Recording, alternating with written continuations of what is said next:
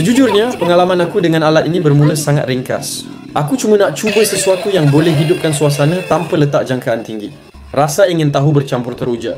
Dari situ aku sedar, kadang-kadang benda kecil boleh beri kesan besar pada suasana dan emosi. Bila aku mula unboxing, kotaknya tak besar, tapi bila dibuka, susunan dalamnya not bad lah.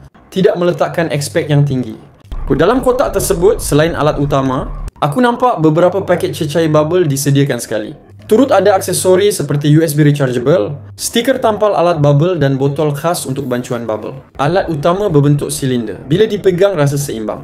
Ia tidak ringan dan tidak berat. Di bahagian bawah alat tersebut, terdapat kompartmen bateri rechargeable.